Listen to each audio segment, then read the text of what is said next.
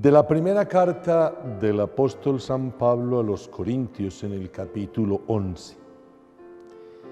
La cena del Señor. Y al dar estas disposiciones no os alabo, porque vuestras reuniones son más para mal que para bien. Pues ante todo oigo que al reuniros en la asamblea hay entre vosotros divisiones, y lo creo en parte. Desde luego tiene que haber entre vosotros también disensiones, para que se ponga de manifiesto quiénes son de probada virtud entre vosotros. Cuando os reunís, pues, en común, eso ya no es comer la cena del Señor, porque cada uno come primero su propia cena, mientras uno pasa hambre, otro se embriaga. ¿No tenéis casas para comer y beber? ¿O es que despreciáis a la iglesia de Dios y avergonzáis a los que no tienen? ¿Qué voy a deciros? ¿Alabaros? En eso no os alabo. Porque yo recibí del Señor lo que a la vez os he transmitido, que el Señor Jesús, la noche en que fue entregado, tomó pan y después de dar gracias lo partió y dijo: este es mi cuerpo que se da por vosotros, haced esto en recuerdo mío. Asimismo también la copa después de cenar, diciendo: esta copa es la nueva alianza en mi sangre, cuantas veces la bebiereis, hacedlo en recuerdo mío. Pues cada vez que coméis de este pan y bebéis de esta copa, anunciáis la muerte del Señor hasta que venga. Por tanto, quien coma el pan o beba la copa del Señor indignamente, será reo del cuerpo y de la sangre del Señor. Examínese pues cada cual y coma así el pan y beba la copa. Pues quien come y bebe sin discernir el cuerpo, come y bebe su propio castigo. Por eso hay entre vosotros enfermos, muchos débiles, y mueren no pocos. Palabra de Dios, te alabamos, Señor. Qué alegría poder estar nuevamente con ustedes y que ustedes nos hayan permitido llegar a través de estos medios de comunicación y participar en esta catequesis. Pongámonos un poquito en el contexto en que estamos viviendo este año a nivel diocesano, y es el año de la Eucaristía. Entonces la preocupación es a que los católicos seamos más conscientes todos los días de lo que es la celebración eucarística. El Papa Benedicto XVI, el 22 de febrero del 2007, publicó una exhortación apostólica. La exhortación apostólica es fruto de un sínodo que había pasado en Roma en el año 2006 sobre la Eucaristía. Y esta exhortación apostólica la tituló el Papa Sacramentum Caritatis, para hablar de la Eucaristía. Y es una exhortación preciosa que yo invito a todos los católicos y especialmente a los grupos apostólicos a que la lean, porque es un documento muy hermoso en el que el Papa recoge todas las expresiones de los padres sinodales y la plasma en este documento Sacramentum Caritatis. Y el Papa habla de tres momentos frente a la Eucaristía. El primer momento dice: la Eucaristía es el misterio que hay que creer, porque fue instituido por Cristo, porque hacemos conmemoración de la última cena del Señor, en fin. Y dice también el Papa: la Eucaristía es misterio que hay que celebrar. ¿Por qué? Porque si la Pascua para los judíos se convirtió en una fiesta anual sagrada, por una razón fundamental, por la razón de que fue el acontecimiento o recuerda el acontecimiento de la liberación de la esclavitud de Egipto. Es lógico que el pueblo judío siempre lo recuerde así y lo haga así cada año. Entonces, la Eucaristía es necesario, es el misterio para celebrar, porque nosotros ya no celebramos la liberación de la esclavitud de Egipto, sino la liberación de la esclavitud del pecado, que es mucho más importante y que es mucho más trascendental. En otras catequesis hemos hablado de cómo Jesús es el pan bajado del cielo, no como el maná que comieron nuestros antepasados y murieron. El que coma de este pan vivirá para siempre. Y hay un tercer capítulo, o digámoslo en este documento, en esta exhortación, que habla de que la Eucaristía es un misterio que hay que vivir. Y yo quisiera en esta catequesis, en este encuentro que estamos realizando en este momento con ustedes, que miremos ese aspecto. La Eucaristía es un misterio que hay que vivir, o en otras palabras, que hay que testimoniar.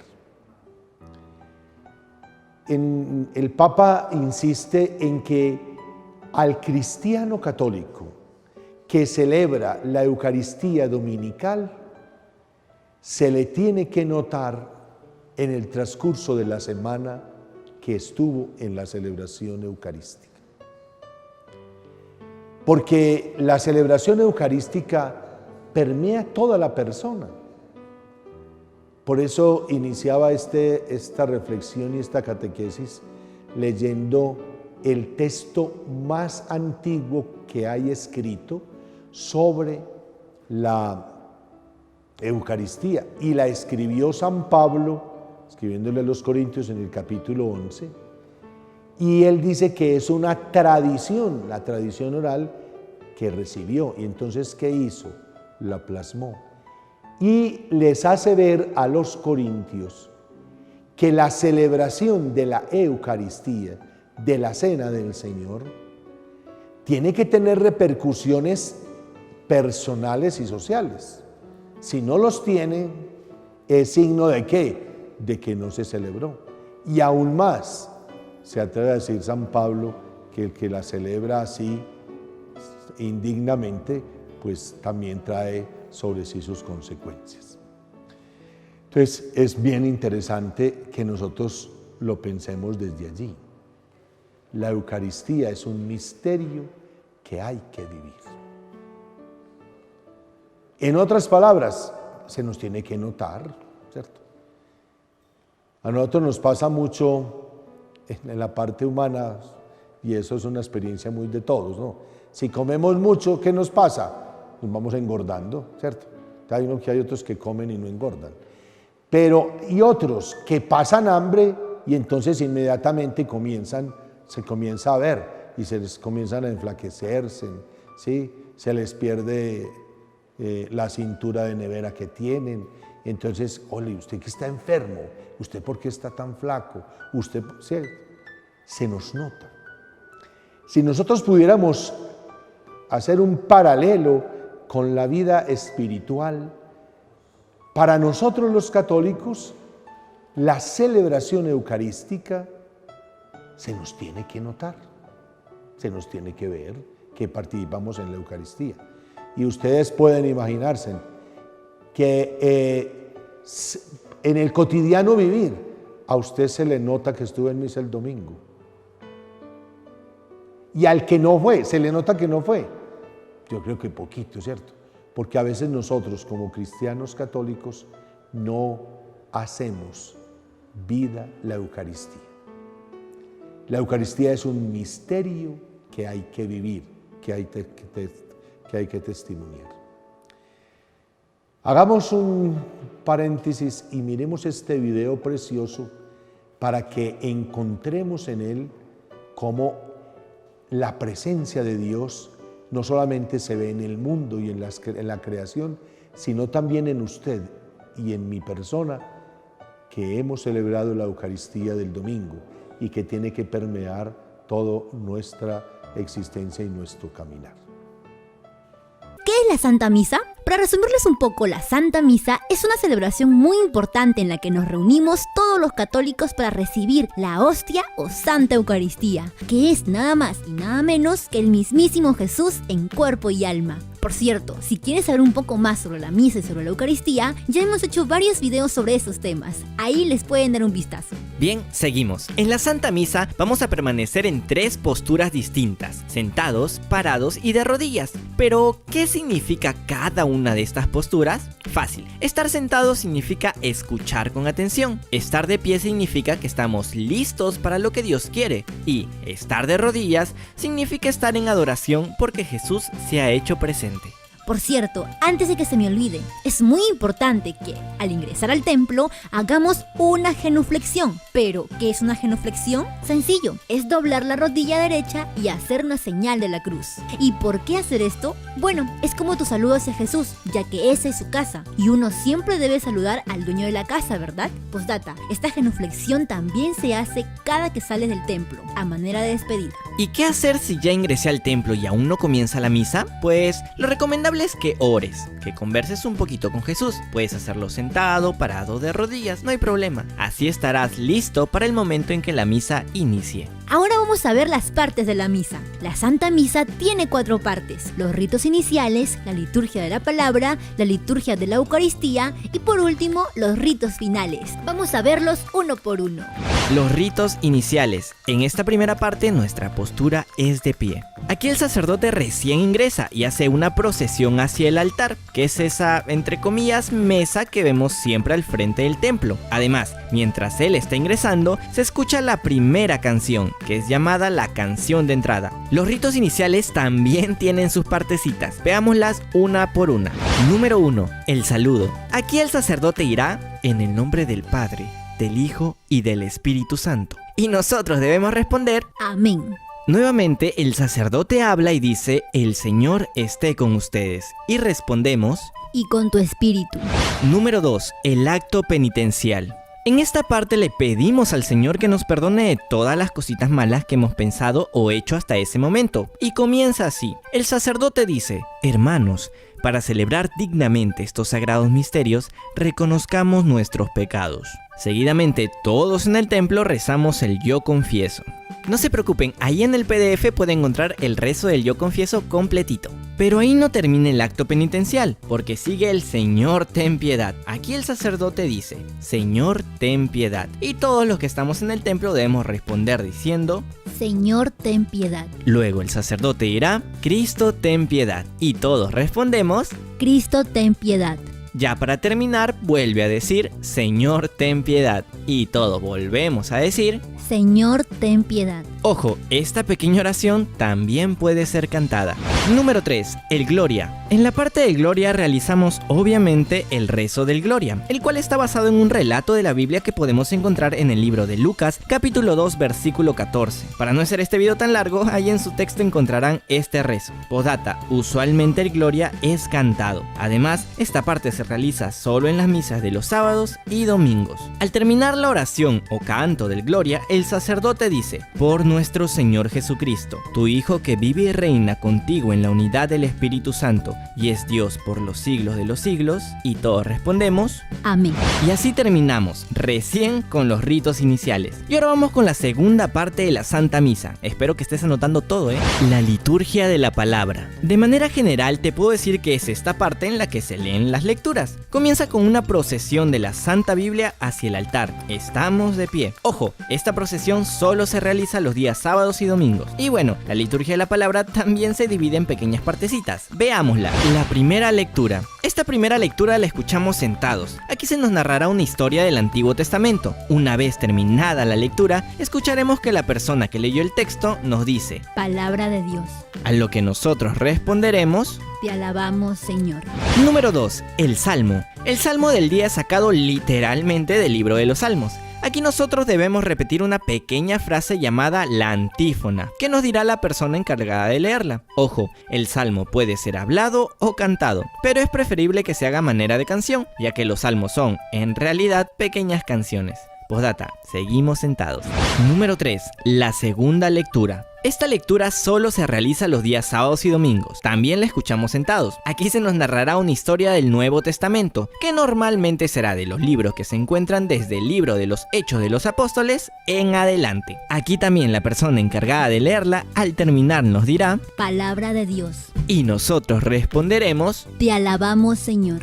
Número 4. El Aleluya. El Aleluya es una canción que se realiza para clamar el Evangelio. Esta pequeña parte nos ayuda a prepararnos para las palabras de Jesús. Aquí por fin nos ponemos de pie. Número 5. Proclamación del Evangelio. Antes de leer el Evangelio, el sacerdote dirá algo así: proclamación del Santo Evangelio según San... Y aquí, dependiendo del Evangelio que leerá ese día, dirá según San Mateo, según San Marcos, según San Lucas o según San Juan. Una vez que el sacerdote termina de decir estas palabras, nosotros decimos: Gloria a ti, Señor. Y luego debemos hacer la señal de la Santa Cruz. Haciendo los movimientos respectivos decimos: Por la señal de la Santa Cruz de nuestros enemigos, líbranos, Señor, Dios nuestro. Nada más.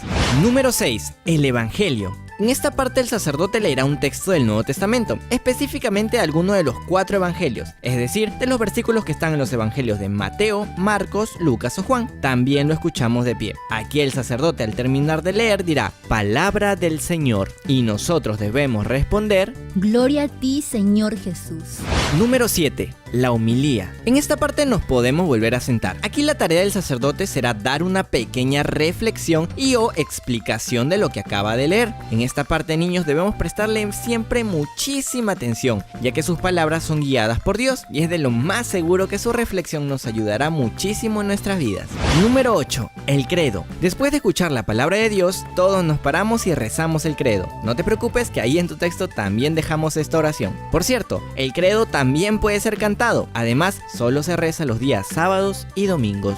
Número 9. Las peticiones. Aquí nos volvemos a sentar y una persona encargada y o el sacerdote dirán las peticiones del día. Todos en esta parte rezaremos por las necesidades de la gente. Usualmente quien dice las peticiones, al terminar una de ellas dirá fuertemente: Roguemos al Señor. A lo que nosotros debemos responder: Te lo pedimos, Señor. Ojo, en esta partecita en nuestra mente, nosotros también debemos decirle a Dios nuestras peticiones personales, para que nuestro angelito de la guarda se las lleve rápidamente. Y así concluimos con la liturgia de la palabra. Y ahora vamos a la tercera parte de la Santa Misa, la liturgia de la Eucaristía o liturgia eucarística. Esta tercera parte de la Santa Misa es la más importante de todas. Ojo, no quiero decir que a las otras no les prestes atención, pero es en este momento en el que Jesús se hace presente de manera física, pero eso lo veremos en un ratito. La liturgia de la Eucaristía también se divide en varias partecitas y ahora las veremos una por una. Número 1. Las ofrendas. En esta parte estamos todos sentaditos, mientras se realiza una pequeña procesión hacia el altar. En esta procesión se suele llevar pan y vino, el cual también se puede reemplazar por uva. Ahora, si en tu parroquia ves que aparte llevan otro tipo de cositas, no te alarmes, también eso se puede hacer, pero ojo, es importante que siempre haya el pan y el vino. Número 2. La colecta. Mientras todos estamos sentados, un grupo de personas irá banca por banca recolectando monedas. Recordemos que dar algo de dinero es voluntario, pero eso sí, queremos aclararte que esto se hace porque la mayoría de parroquias solo vive del dinero que recolecta en esa parte de la Santa Misa. Seguidamente a las ofrendas y a la colecta, todos nos paramos porque el sacerdote dirá: Oren, hermanos, para que este sacrificio mío y de ustedes sea agradable para Dios Padre Todopoderoso. Y nosotros debemos responder: Que el Señor reciba de tus manos este santo sacrificio, para alabanza y gloria de su nombre, para nuestro bien y el de toda su santa iglesia.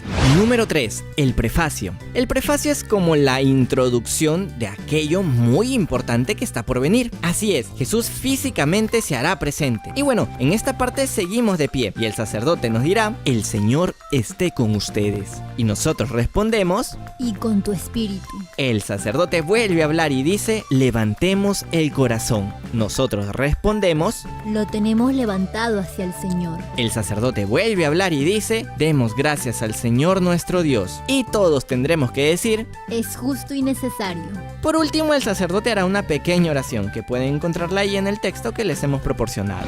Número 4. El santo. Una vez que el padre termina la anterior oración, es el momento del santo, el cual es una alabanza a Dios, por ello siempre debe ser cantado. Para ello hay una gran cantidad de versiones del santo, en casi todos los géneros musicales. Ahí en los comentarios nos puedes dejar tu canto del santo favorito. En fin, este canto lo tenemos que realizar de pie. Además, también está basado en la Biblia, específicamente en 3 versículos. Uno de ellos es el Evangelio de Mateo, capítulo 21, versículo 9. Número 5. La consagración. Una vez terminado el santo, todos nos debemos arrodillar, ya que Jesús está a punto de hacerse presente de manera física. Aquí el sacerdote pronunciará las mismas palabras que Jesús dijo en la última cena, la cual podemos encontrar en el Evangelio de Mateo, capítulo 26, versículo del 26 al 30. Y él dirá: tomen y coman todos de él, porque esto es mi cuerpo, que será entregado por ustedes. Nosotros respondemos: Señor mío y Dios mío, te amo y te adoro sobre todas las cosas. Asimismo, el sacerdote dirá: tomen y beban todos de él, porque este es el cáliz de mi sangre, sangre de la alianza nueva y eterna, que será derramada por ustedes y por todos los hombres, para el perdón de los pecados. Hagan esto en conmemoración mía. Y nosotros, arrodillados, respondemos: Señor mío y Dios mío, te amo y te adoro sobre todas las cosas. Seguidamente, el sacerdote dirá: este es el sacramento de nuestra fe. Y todos fuertemente debemos decir: anunciamos tu muerte, proclamamos tu resurrección. Ven, Señor Jesús. Después de esto, muchas personas suelen pararse. Nosotros te recomendamos que sigas arrodillado, ya que Jesús sigue haciéndose presente y debemos adorarlo. Número 6. La doxología. En esta parte, el sacerdote dirá: por Cristo, con Él y en Él. A ti, Dios Padre Omnipotente, en la unidad del Espíritu Santo, todo honor y toda gloria por los siglos de los siglos. Y todos respondemos: amén. Una vez que respondemos el amén, ya podemos volver a ponernos de pie, porque el sacerdote dice: llenos de alegría por ser hijos de Dios, digamos confiadamente la oración que Cristo nos enseñó. Número 7. El Padre Nuestro. ¿Recuerdas que el sacerdote dijo: digamos confiadamente la oración que Cristo nos enseñó? Bueno, se refería al Padre Nuestro, y es aquí que debemos rezarlo. Por cierto, tenemos todo un video explicando el Padre Nuestro. Ahí le pueden dar un vistazo si quieren. Ojo, el Padre Nuestro en la Santa Misa no debemos terminarlo con un amén. ¿Por qué? Porque el sacerdote seguirá con la oración. Él continuará orando y dirá: líbranos de todos los males, Señor, y concédenos la paz en nuestros días, para que, ayudados por tu misericordia, vivamos siempre libres de pecado y protegidos de toda perturbación, mientras esperamos la gloriosa venida de nuestro Salvador Jesucristo. Y todos debemos responder: tuyo es el reino, tuyo el poder y la gloria por siempre, Señor. Luego el sacerdote dirá: Señor Jesucristo, que dijiste a tus apóstoles: mi paz les dejo y mi paz les doy. No tengas en cuenta nuestros pecados, sino la fe de tu iglesia. Y conforme a tu palabra, concédenos la paz y la unidad, tú que vives y reinas por los siglos de los siglos. Y todos decimos: amén. Finalmente el sacerdote dirá: la paz esté siempre con ustedes, para que respondamos: y con tu espíritu. Número 8. La paz. El sacerdote en esta parte nos pedirá que nos demos el saludo de la paz. Nos podemos dar la mano, un abrazo o inclinar la cabeza. Este es un gesto de que todos somos hermanos. Por cierto, esta parte de la Santa Misa está basada en el Evangelio de Juan, capítulo 20, versículo 21. Postdata: en algunas parroquias se suele cantar una canción para este momento. Recuerda solo dar la paz a la persona que está a tu lado izquierdo y derecho. Número 9. El Cordero. Es en este momento en el que se hace la oración del Cordero, la cual en la mayoría de ocasiones suele ser cantada. Ojo, un datito: cuando hablamos del Cordero estamos hablando del mismísimo Jesús, ya que Él es el Cordero que se sacrificó por todos nosotros. Esta oración o canto es así: Cordero de Dios que quitas el pecado del mundo, ten piedad de nosotros. Cordero de Dios que quitas el pecado del mundo, ten piedad de nosotros. Cordero de Dios que quitas el pecado del mundo, danos la paz. Una vez que se termina de orar o cantar, todos nos debemos poner de rodillas, porque el sacerdote dirá: este es el Cordero de Dios que quita el pecado del mundo. Dichosos los invitados a la cena del Señor. Todos de rodillas respondemos: Señor, no soy digno de que entres a mi casa, pero una palabra tuya bastará para sanarme. Ojito aquí, esta respuesta está basada en el Evangelio de Mateo, capítulo 8, versículo 8. Bueno, para finalizar el sacerdote dirá: el cuerpo de Cristo me guarde para la vida eterna. Y todos respondemos: amén. Acto seguido debemos ponernos de pie. Número 10. La comunión. Y llegó el momento por el que, especialmente, vamos a misa, el momento de la comunión. El sacerdote se coloca al frente del altar y nos espera. Todos aquí, si ya recibimos la primera comunión y nos hemos confesado, debemos hacer una fila para recibir a Jesús en la Santa Eucaristía. Recuerda que debes estar tranquilo, sin distraerte, pensando solo en Jesús. Además, cuando es nuestro turno, el sacerdote nos dirá, cuerpo de Cristo, y debemos responderle diciendo, Amén. Número 11. La oración después de comulgar. Una vez que has recibido a Jesús, te tienes que dirigir hacia tu asiento. Y estando ahí, te recomendamos que te arrodilles y hagas una pequeña oración. Aprovecha para agradecerle por todo lo que te ha dado. Una vez que terminas tu oración, te puedes volver a sentar. Y ahora sí vamos con los ritos finales. Los ritos finales. Y llegamos al final de la Santa Misa. Los ritos finales también tienen sus partes, pero no te preocupes, son muy pocas y muy pequeñas. Ahora las veremos. Número 1. Los avisos parroquiales. Los avisos parroquiales son, como su mismo nombre lo dice, avisos que tiene el sacerdote o la parroquia en general para todas las personas que asistieron. Suelen ser noticias de talleres que se aproximan o cosas relacionadas a la catequesis. Postdata, existen ocasiones en las que no hay avisos parroquiales. Número 2. La bendición. Ya para finalizar, el sacerdote nos dará la bendición a todos nosotros. Recuerda que en ese momento el sacerdote es el mismísimo Jesús dándonos su bendición. Por eso es muy importante que la escuchemos con atención y nos pongamos de pie. Y recuerda agachar un poquito la cabeza. Bueno, es aquí que el sacerdote dirá, el Señor esté con ustedes. Y decimos todos, Y con tu espíritu. seguidamente el sacerdote nos dirá, la bendición de Dios Todopoderoso, Padre, Hijo y Espíritu Santo descienda sobre ustedes. Y todos respondemos, Amén. por último, el sacerdote nos dirá, pueden ir en paz. Y nosotros finalmente respondemos con un Demos gracias al Señor. Número 3. El canto final. A pesar de que ya nos despedimos, la última parte es, en realidad, el canto final. Por ello debemos quedarnos en nuestros lugares hasta que termine esa canción. Solo ahí nos podemos ir a nuestras casitas. Y bien, eso fue todo lo que debes saber sobre cada partecita de la Santa Misa. Continuemos pues en este tema precioso y apasionador de la Eucaristía. Quien coma de este pan vivirá para siempre, dice Jesús en el Evangelio de San Juan, capítulo 6, versículo 15.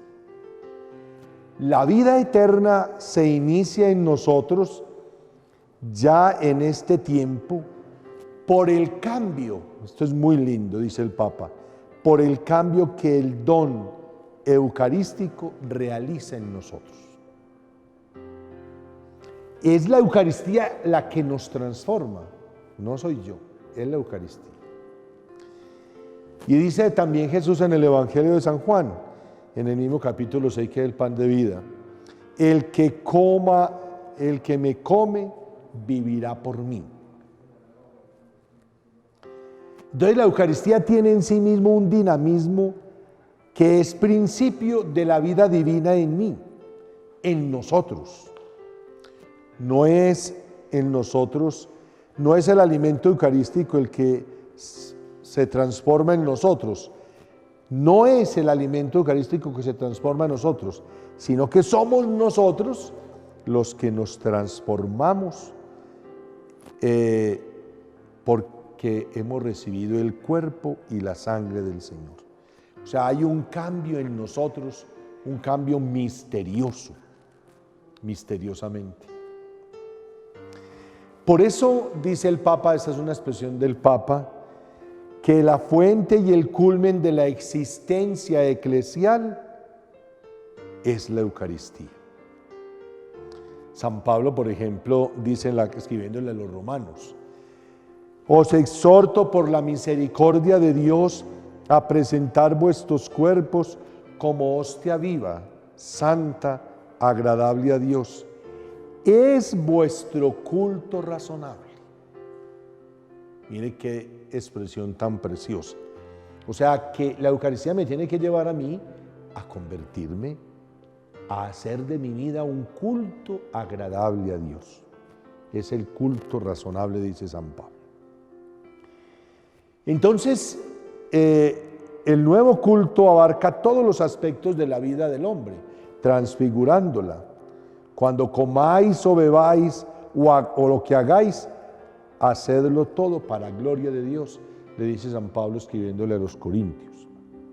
El cristiano está llamado a expresar en cada acto de su vida el verdadero culto a Dios.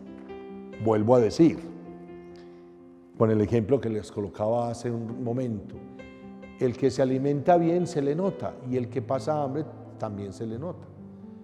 Entonces, no, yo voy a ir a un desfile, pero entonces voy a esconder mi gordura. Imposible. No, yo voy a ir a esta fiesta, pero voy a esconder mi flacura. Entonces, ahí se podrá llenar de trapos y lo que sea, pero su cuerpo es igual, no ha perdido, ni es más ni es menos. En la vida de nosotros también tiene que ser así.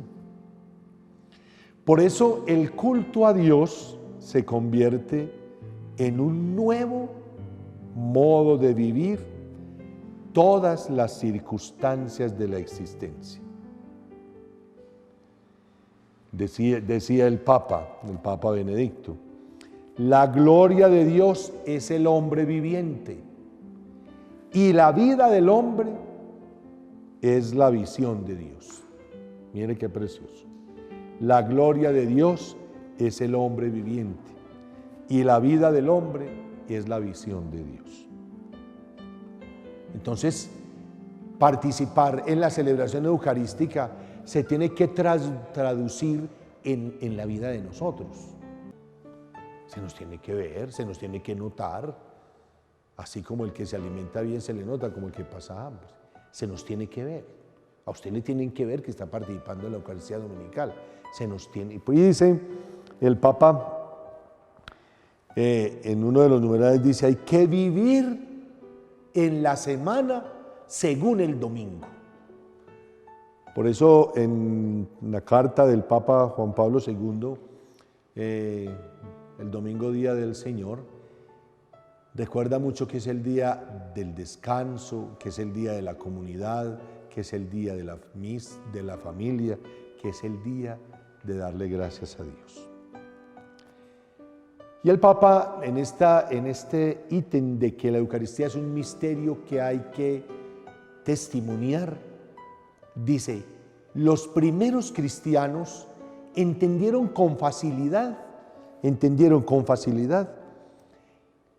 que los que celebraban la Eucaristía tenían un estilo de vida diferente a los de la comunidad que no participaban. O sea, prolongaban y mostraban el influjo profundo de la celebración eucarística. San Ignacio de Antioquía decía, los que viven según el domingo. ¿Qué es eso? Si uno entiende el misterio eucarístico, pues va a entender muchísimas otras cosas y va a cambiar muchas cosas en su vida. Y vivir según el domingo quiere decir vivir conscientes de la liberación traída por Cristo y desarrollada a lo largo de todo el misterio salvador. Por eso mi vida, su vida, la vida de su familia, tiene que convertirse en una ofrenda de sí mismo a Dios. ¿Para qué? Para que su victoria se manifieste plenamente en todos los hombres a través de una conducta renovada íntimamente. Nosotros no podemos caer en el pecado en el que cayeron el pueblo de Israel, muy preocupados por el culto, por los sacrificios, pero por vivir y obedecer la palabra y el mandato del Señor, poco. Entonces hacían unos sacrificios y un culto muy hermoso, pero en la vida cotidiana, dice un autor, mataban los profetas, no escuchaban la palabra de Dios. Miren, es muy simpático, y yo creo que es ese fenómeno en todas las parroquias. La gente, por ejemplo, el miércoles de ceniza, la gente es más preocupada porque le pongan la ceniza que por la comunión. Entonces a veces uno está dando la comunión cuando aparece una persona en la fila. Ay no, yo no vengo a comulgar, yo vengo a que me ponga la ceniza. ¿Y cómo somos tan ingenuos, o son tan ingenuos muchos fieles, que creen que es más importante la ceniza que la comunión? es un signo externo, pero no más. La celebración de la Eucaristía la tenemos que prolongar en la manera de vivir, en la manera de actuar, en la manera de estar en el hogar, en la manera de estar en la empresa, de estar en la oficina, de estar en el colegio, en fin. Porque desgraciadamente nos quedamos con ritos que se terminan cuando el Padre dice, podéis ir en paz. Entonces son todos desesperados mirando el reloj, ay, pero este Padre que está largo, ¿cierto? Y de pronto, entonces me desconcentro, o antes de que el Padre eche la bendición me voy, porque es un desespero por salirnos. Bueno, entonces, que no se nos olvide, si la Eucaristía tiene una dimensión eclesial, como decía el Papa, es necesario que en la comunidad se nos note a usted y a mí que participamos en la misa del domingo y que la semana, toda la semana, está iluminada por la misa dominical. Eso es, por eso decimos, y dice el Papa, la Eucaristía, un misterio que hay que testimoniar, un misterio que hay que celebrar. Piénsenlo muy bien y la próxima vez que vayan a misa el domingo, descubran que eso que están viviendo y escuchando tiene que llevarlo a la vida práctica y a la manera de estar en medio de los hermanos, porque tenemos que ser testimonio de lo que hemos celebrado en el templo.